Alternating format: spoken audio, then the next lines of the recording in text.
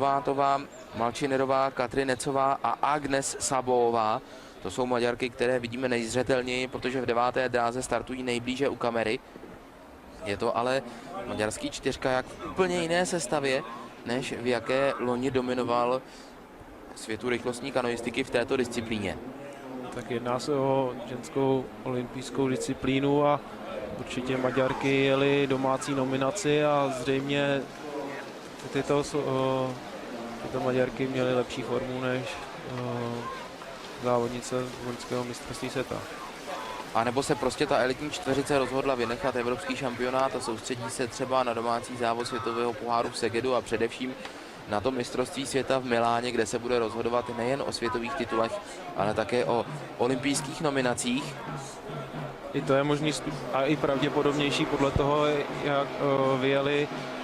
Zřejmě jsou tady závodnice z nižší kvality a hlavní maďarské hvězdy se soustředí na přípravu a na vyjetí olympijských míst.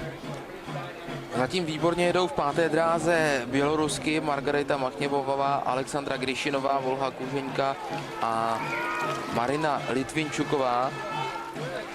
Bělorusky spolu už jezdí dlouhou dobu a jsou velmi dobře světlí a jedou suverénním způsobem. I v běloruské sestavě došlo oproti loňské sezóně ke změnám. 2 závodnice odešly, 2 závodnice zůstaly, ale vypadá to, že na kvalitu běloruského čtyřkajaku to nemělo žádný vliv.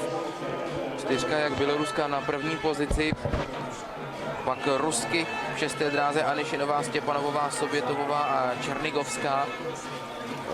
Bojují tam Rusky o 2. místo, ale vypadá to, že to 2. místo nakonec získají Ukrajinky jedoucí v dráze číslo 3. Tak přesně jak říkáš, vyhráli Bělorusky, druhý Ukrajinky a Bělorusky tedy suverénně na 1. místě. Ukrajinky na 2. pozici. Maria Kikasovová, Maria Povkovová, Anastázia Todorovová a Ina Gryščunová. To jsou